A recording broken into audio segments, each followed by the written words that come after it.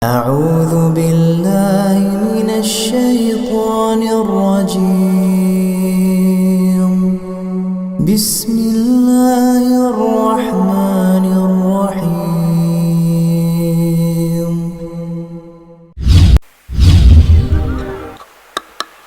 Assalamualaikum warahmatullahi wabarakatuh. Alhamdulillahi rabbil alamin wa bihi nasta'inu ala umurid dunya waddin. Wassalatu wassalamu ala asrafil anbiya'i wal mursalin nabiyyina Muhammadin wa ala alihi wa sahbihi wa man tabi'ahum bi ihsanin ila yaumiddin. Subhanaka la ilma lana illa ma 'allamtana innaka antal alimul hakim. Qala Allah ta'ala ya ayyuhalladzina amanu taqullaha haqqa tuqatih wa la tamutunna illa wa antum muslimun. Wa qala Rasulullah sallallahu alaihi wasallam fa inna asdaqal hadithi kitabullah wa khairal hadi hadyu Muhammadin sallallahu alaihi wasallam wa syarrul umuri muhdatsatuha fa inna kulla muhdatsatin bid'ah wa kulla bid'atin dhalalah wa kulla dhalalatin finnar. Ma'asyiral muslimin rahimani wa rahimakumullah, para bapak, ibu serta saudara sekalian jamaah Masjid Mujahidin yang mudah-mudahan dirahmati oleh Allah. Alhamdulillah, pagi hari ini sekali lagi marilah kita bersyukur kepada Allah karena Allah Ta'ala melimpahkan banyak nikmat kepada kita. Di antaranya adalah nikmat sehat, nikmat iman, sehingga kita bisa hadir di masjid ini, di rumah Allah ini, untuk bertakarrub melaksanakan sholat subuh berjamaah. Kita lanjutkan dengan mengkaji hadis-hadis Nabi SAW. Mudah-mudahan pertemuan kita ini mendapatkan ridha, barokah, dan ilmu yang bermanfaat. Amin ya rabbal alamin. Jamaah yang dimuliakan oleh Allah, kita lanjutkan kajian kita dari kitab Al-Adabul Mufrad.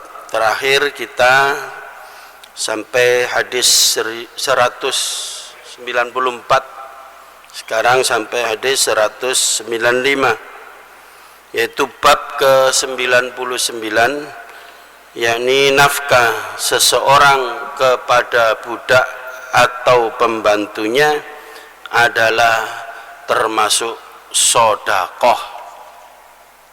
Ibrahim bin Musa menceritakan pada kami, dia berkata, Baqiyah menceritakan pada kami, dia berkata, Buhair bin Sa'ad mengabarkan kepadaku dari Khalid bin Ma'dam, dari Mikdam, dia mendengar Nabi SAW bersabda,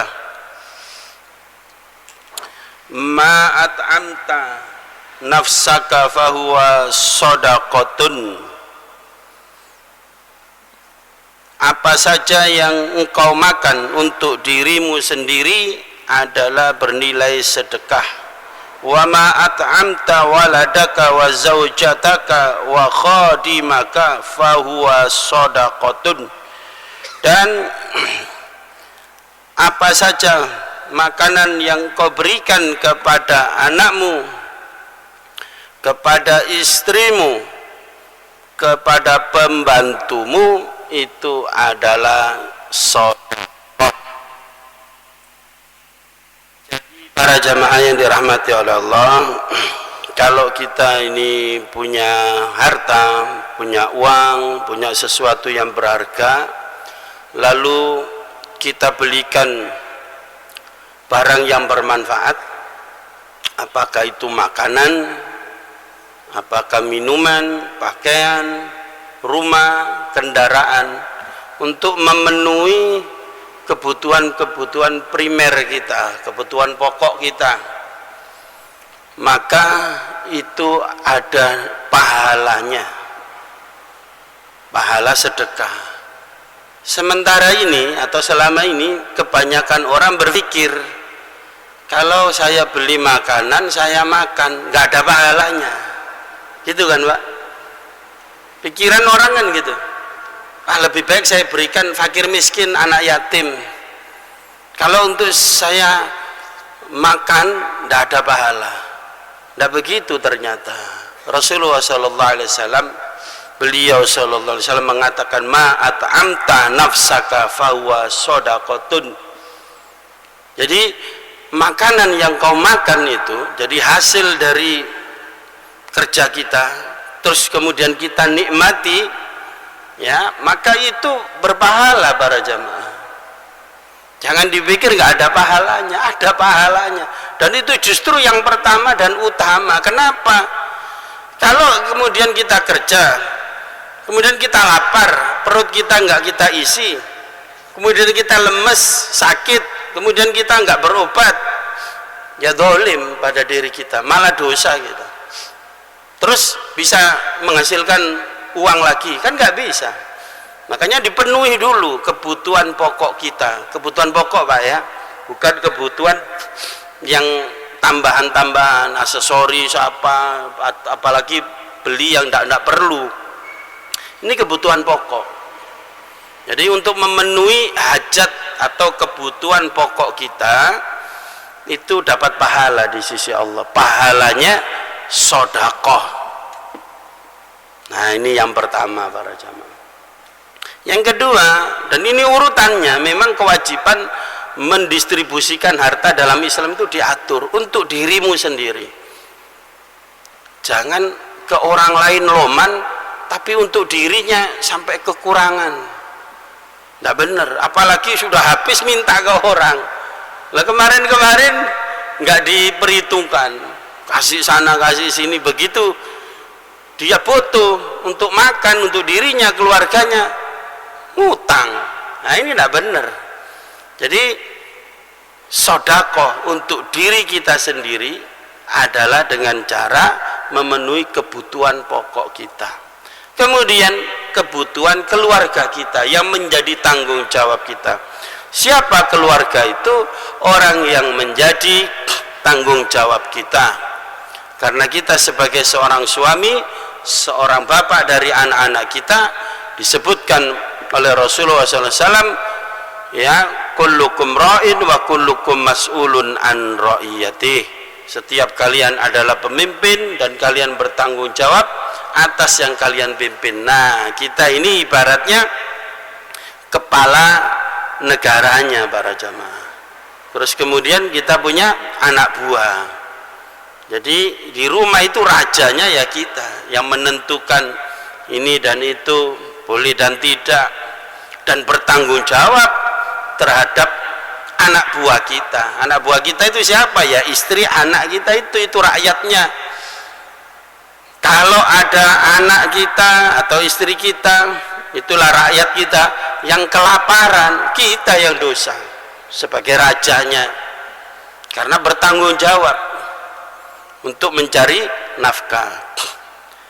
Ya, disebutkan oleh Allah Ta'ala, ar-rijalu qawwamuna 'alan nisa bima faddalallahu ba'dahum 'ala ba'din wa bima anfaqu min amwalihim. Suami itu adalah pemimpin atas istrinya, maka wewenang sebagai pemimpin itu gunakan, tanggung jawab sebagai pemimpin itu laksanakan, kedudukan sebagai pemimpin itu tempati. Jangan menjadi pemimpin dioper, istrinya jadi pemimpin, apalagi anaknya jadi pemimpin. Salah. Wong yang jadi pemimpin di rumah tangga itu kita ini rajanya, bukan istri, bukan anak. Kenapa? Ini Allah yang memberi, mengangkat itu Pak, yang melantik, yang memberi SK itu Allah sendiri yang nyiptain manusia ini. Jadi ar-rijal qawwam, qawwam itu menegakkan kepemimpinan. Qawwam itu ngayomi, melindungi yang dipimpin atas istri. Kenapa? Bima faddalallahu ba'dahum 'ala ba'd. Diberi modal oleh Allah. Suami atau laki-laki atau bapak itu diberi modal. Bima faddalallahu ba'dahum 'ala ba'din, diberi kelebihan. Tenaganya lebih kuat. ya pikirannya ya lebih dominan akalnya daripada nafsunya, sehingga bisa logis di dalam memecahkan segala sesuatu, bukan dengan perasaan.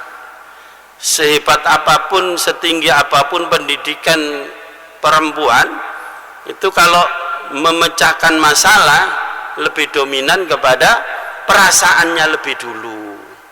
Ya walaupun dia bisa mencerna secara logika, namun perasaan, wanita itu perasaan. Maka laki-laki lebih dominan pada apa itu, bukan fokus pada masalahnya, langsung set cari solusi dari apa pemikirannya. Wa bima anfaqu min amwalihim.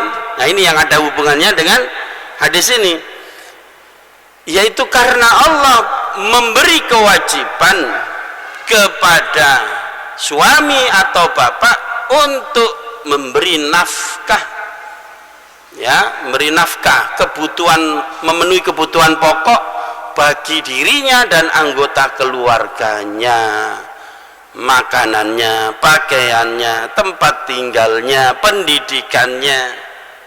Termasuk pendidikan yang paling utama adalah mengenalkan Islam ini, ya, mengajarkan kepada anak istrinya Al-Quran, kemudian tauhid, akhlak dan seterusnya. Ini jamaah yang dimuliakan oleh Allah. Jadi yang pertama kata Rasulullah, untuk dirimu itu bernilai sedekah, kemudian diberikan kepada anak istrimu, juga termasuk di sini disebutkan wa khadimaka fahuwa shadaqatun, dan juga pembantumu. Jadi pembantu itu kan ada yang pulang, ada yang nginep di situ berhari-hari, bulan-bulan, bertahun-tahun. Nah, sama seperti anggota keluarga, kebutuhan pokoknya diberi, makan, minum, tempat tinggal kan otomatis ya ngikut, plus ada gaji tiap bulan untuk dikirimkan ke keluarganya, mungkin yang ada di desa atau di mana, ya, untuk keperluan dirinya. Itu para jamaah. Jadi memberi gaji atau bayaran kepada pembantu itu ada nilai sodakohnya. Jadi ini tolong diurut para jamaah untuk keperluan kita, dan insya Allah kita sudah penuh itu. Kemudian anak istri kita, keperluan pembantu, termasuk gaji pembantu. Nah, ini usahakan setiap bulan, ini bukan ngajari Pak ya, setiap bulan itu sudah beres gitu loh, baru kebutuhan-kebutuhan yang lain. Umpama kalau ada kepingin beli tambahan, beli nambah motor atau mobil, coba kita kalkulasi, nututi tidak ini? Kalau kebutuhan sampai kepada pembantu ini tidak nututi, sehingga nanti bayaran pembantu ini ditunda gara-gara kita nyicil mobil misalnya, itu zalim para jamaah, zalim. Kenapa? Karena itu kebutuhan yang tidak pokok. Kebutuhan pokok kita ini yang setiap hari, karena adanya pembantu maka bereslah semua, ya, pekerjaan-pekerjaan yang ada di rumah itu. Jamaah yang dimuliakan oleh Allah. Kemudian hadis selanjutnya yaitu hadis 196. Musaddad menceritakan pada kami, dia berkata, Hamad bin Zaid menceritakan kepada kami dari Asim bin Bahdala, dari Abu Salih, dari Abu Hurairah radhiyallahu anhu, dia berkata, bersabda Rasulullah sallallahu alaihi wasallam, khairus shadaqati ma baqqa ghinan. Sebaik-baik sedekah adalah yang tetap mencukupi setelah itu. Wal yadul ulya khairum min yadis sufla, tangan di atas atau memberi itu lebih baik daripada tangan di bawah, yaitu menjadi penerima saja. Wabda biman ta'ul, Kemudian mulailah memberi dari orang yang menjadi tanggung jawabmu. Taqulu imra'atuk anfik alayya au talliqni, wa yaqul mamluku anfik alayya au bi'ni, wa yaqul waladuk ila man takiluna. Ketika Rasulullah SAW mengatakan, ya, wabda biman ta'ul, berikan atau tunaikan kepada orang yang menjadi tanggung jawabmu. Artinya beri mereka itu kebutuhannya, jadi dirimu, anak istrimu, pembantumu. Jangan sampai kata Rasulullah, istrimu mengatakan nafkahilah aku atau ceraikan saja aku. Kemudian budak atau pembantumu berkata nafkahilah aku atau juallah aku. Begitu pula anakmu protes, kepada siapa engkau akan menyerahkan aku untuk menanggung hidupku. Nah, ini kepada efek daripada orang yang tidak mengerti prioritas.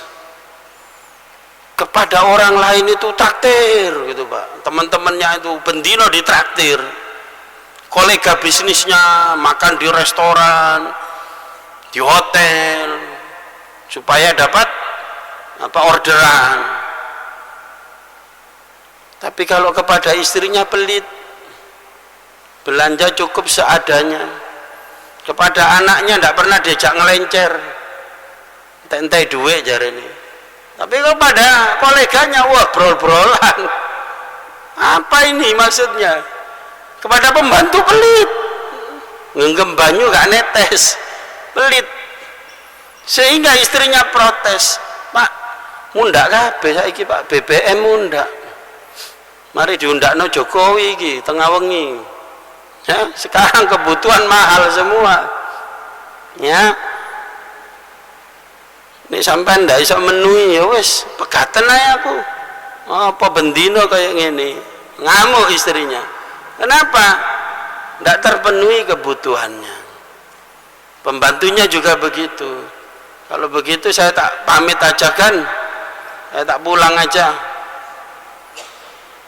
Atau anaknya juga, ya protes kepada ayahnya karena tidak diberi nafkah. Maka dari itu para jamaah yang dirahmati oleh Allah, kalau kita punya harta, ya harus mengerti mana yang diprioritaskan.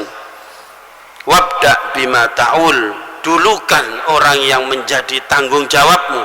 Anak yatim masih banyak yang ngurusi, ya, bahkan di sebagian panti asuhan itu lebih-lebih berasnya Pak, sampai saya ditawari dijual itu dari panti, mau nerima Ustadz beras, karena lebih-lebih banyak orang itu lebih sakno anak yatim, padahal anak yatim belum tentu miskin loh Pak. Anak yatim kalau orang tuanya kaya, dia otomatis jadi miliarder, sampai kalah sugi, donaturnya itu loh kalah sugi, ya, kalau dia dimasukkan panti asuhan. Jadi tidak semua anak yatim, makanya anak yatim itu tidak ada dalam 8 asnaf 8 asnaf zakat, enggak. Jadi urunan anak yatim itu, kalau mengelola harta anak yatim orang yang paling dekat harusnya, pamannya, bibinya, dari ibu atau bapaknya, itu yang menjadi tanggung jawab, bukan dimasukkan panti asuhan semua. Enggak, orang dekat situ. Jadi mengelola harta anak yatim, karena orang meninggal kan ada hartanya kan gitu. Kecuali kalau anak yatim yang semelarat rat baru masukkan ke panti asuhan. Nah, rata-rata di panti asuhan itu sudah banyak donatur. Nah, kadang orang itu punya kelebihan supaya rezekinya barokah dan lain sebagainya, didulukan ke panti asuhan dulu.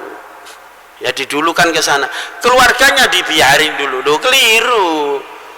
Dihitung dulu kebutuhan kita berapa, anak istri berapa, pembantu berapa, beres. wabda bima ta'ul, dulukan orang yang menjadi tanggung jawabmu. Nah, anak yatim baru kalau ada kelebihan urunan kan gitu, karena banyak orang. Tapi kalau keluarga kita siapa yang nanggung, Pak? Ya kita sendiri kan gitu, Pak. Nah, itulah para jamaah yang dirahmati oleh Allah. Jadi Islam itu ngajari prioritas dan logis, bukan hawa nafsu. Sakno ya anak yatim, sakno ya fakir miskin. Ya, maka ini cara Allah dan Rasulnya untuk mengentas kemiskinan dimulai dari siapa, Pak? Kepala rumah tangga, dari diri kita. Sebagai seorang suami, seorang bapak harus akas, tidak boleh malas untuk cari nafkah. Itu cara Allah untuk mengentas kemiskinan. Supaya apa? Supaya punya penghasilan untuk memenuhi kebutuhan pokok keluarganya masing-masing. Lah kalau sudah begitu, insya Allah dengan semua keluarga seperti itu, insya Allah kemiskinan akan diberantas, ya. Ini jamaah yang dimuliakan oleh Allah. Jadi jangan sampai ada protes dari anggota keluarga gara-gara si suami atau si bapak tidak mengerti skala prioritas di dalam mendistribusikan hartanya. Satu lagi para jamaah, yaitu hadis 197, karena dalam bab ini ada 3 hadis. Muhammad bin Kasir menceritakan pada kami, dia berkata, Sufyan menceritakan pada kami dari Muhammad bin Ajlan dari Maghburi dari Abu Hurairah radhiyallahu an, dia berkata, amaran Nabi sallallahu alaihi wasallam, Nabi sallallahu alaihi wasallam memerintahkan bisaudaqatin untuk bersedekah. Faqala rajulun, lalu berkatalah seseorang, indi dinarun, saya mempunyai 1 dinar. Qala anfikhu ala nafsik, sodakohkan atau belanjakan untuk dirimu. Begitu perintah Rasulullah. Qala indi akhar, ya saya masih punya lagi yang lain ya Rasulullah, ya, saya masih punya dinar yang lain. Qala anfikhu ala zaujatik, belanjakan atau berikan kepada istrimu.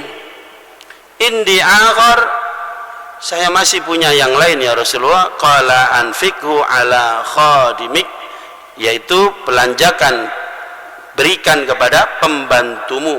Kemudian kata Rasulullah, summa anta absar, untuk selanjutnya kamu yang lebih tahu. Jadi Rasulullah mendikte 3 hal para jamaah. Untuk yang lain prioritasnya kamu lebih tahu.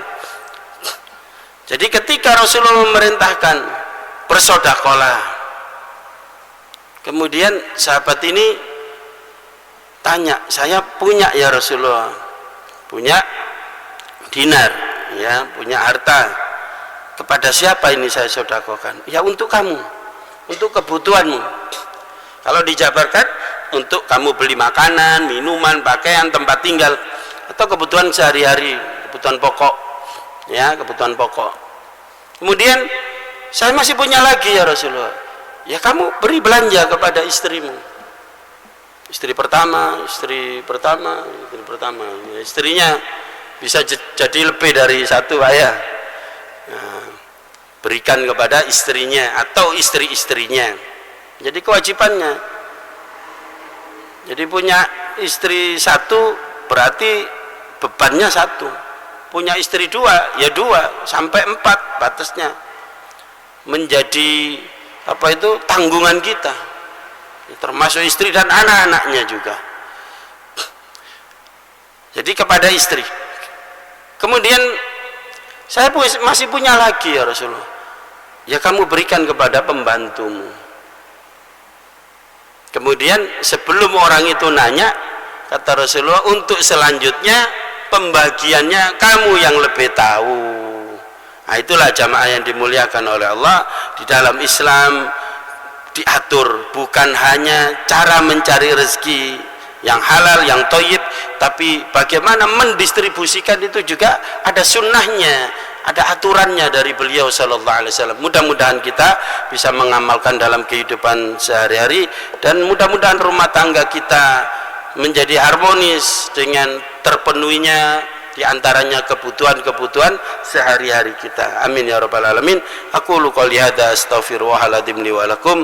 Subhanakallahumma wa bihamdika asyhadu an la ilaha illa anta astaghfiruka wa atubu ilaik. Assalamualaikum warahmatullahi wabarakatuh.